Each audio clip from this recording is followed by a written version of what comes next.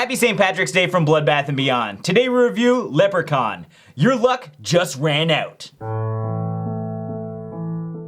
Written and directed by Mark Jones, starring Warwick Davis and Jennifer Aniston, Leprechaun is about, well, a leprechaun who is evil and is searching for his pot of gold. What do we like about this movie, guys? Warwick Davis is probably the best part about this film because he is the iconic leprechaun and he just nails it out of the park. When you look at him, he is this like goofy but creepy leprechaun. His makeup is actually really well done as well. I like how creepy his face is, and now having like 7 or 6 Leprechaun movies, it hasn't changed a whole lot, and they've really stuck with the original creature design, and it looks great. This movie was really playful. It was really fun, right? So like it felt like a lighthearted comedy while being a horror. So it was an interesting thematic choice, I guess. It's like you have that funny music playing while they're like creeping around and stuff like that. But it was just like, it was a fun experience watching the movie. Part of that is how the Leprechaun uses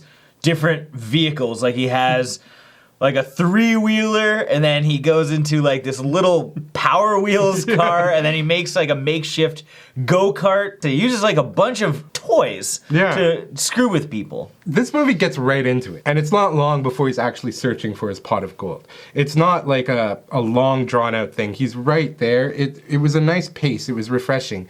Even though I thought it slowed down a little, I thought that one of these older movies have a really nice, like, they actually explore the plot and they go through it, where more recent movies are a little more faster paced. So it was a nice change. It's worth mentioning that this was Jennifer Aniston from Friends' first film. She had been in like a couple TV shows before this, mostly uncredited, but this was her like breakout film, which is crazy because I grew up with her as like Rachel, and she's in this. It was this and then straight to Friends, so it worked. Yeah. Her acting is identical to how she continues to act to this day. Another familiar face in this film is Mark Holton, who played Ozzy. Some of you may recognize him from films like Pee-wee's Big Adventure or Gacy. What didn't we like about this movie? Going back, there wasn't any like standout kills. There was maybe one, but like there was nothing that just is so memorable that it stands out. Coming back and revisiting it and seeing all the other Leprechaun movies, there wasn't the over-the-top hilarious one-liners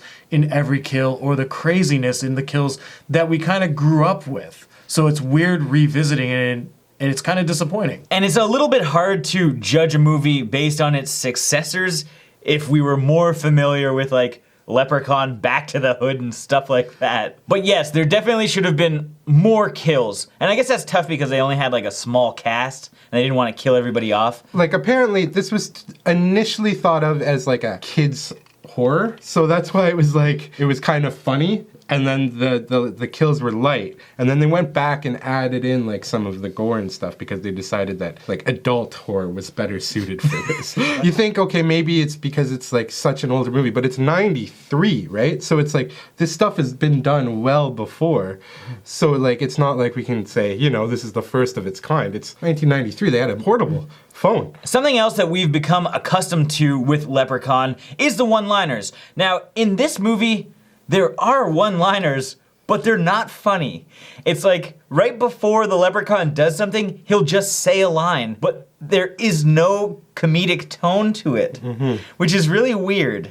It's not nice to make fun of a leprechaun. I think one of the problems was there was a contrast. So you have like the leprechaun playing it kind of jokey, and then you have the characters playing it kind of straight, not too funny, and any jokes they did do wasn't funny. So it's just like it didn't balance correctly, I think. Like with Freddy, he struck like a very odd balance to make things funny, but like it didn't work here. Yeah, and in this one it was more of a physical humor because it was very slapstick by them speeding up the frame rate and constant POV shots of like his ankles and like feet as he's like running crazy or playing hide and seek. Like it was all slapstick, which is not what the Leprechaun became. It's time for our final thoughts and ratings. Revisiting Leprechaun was actually really fun.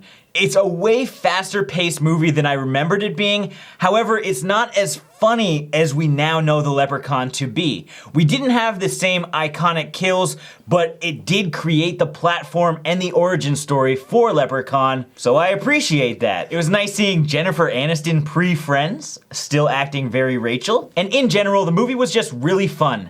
and I definitely recommend it, especially if you watch it today. So I'm gonna give this 3.5 muscly armed Kevin Bacon doppelgangers out of 5. Growing up watching the Leprechaun series, this was really nice to just go back and see where it all began. Revisiting it, there was a lot that I remembered and a lot that I didn't remember, which was a nice refresher, because it's cool seeing the Leprechaun just being this killer before he was this one-line witty character. In this one, he was just a little more creepy. The pacing of this film was a lot faster than I remember. It's a good film, and I think if you haven't seen the series, start here and go all the way through. So with that being said, I'm gonna give this film 3.5 hilarious fence gags out of 5. As these guys said, this movie we thought was going to be slow, and it was really refreshing to see that it didn't drag. It moved along quite fast. The Leprechaun, he looks cool. Warwick Davis did a great job. You know, as a first movie, you can see this is definitely something that you can franchise. It was definitely something that could be something. But I think anybody that was to watch it today for the first time would have that same issue of it not being funny. Even though it was really nice to go back and remember the movie that I saw 20 years ago, I don't know if I could recommend it just because I think there's some things that are lost over time. So I'm gonna give this 3 Leps in a box out of 5. As always, thank you for watching. Like this video and comment below with your thoughts on Leprechaun from 1993. And if you haven't seen it and you want to check it out, there are links to Amazon in the description where you can find it. And if this is your first time here, make sure you subscribe to the channel to stay updated with everything Bloodbath and beyond.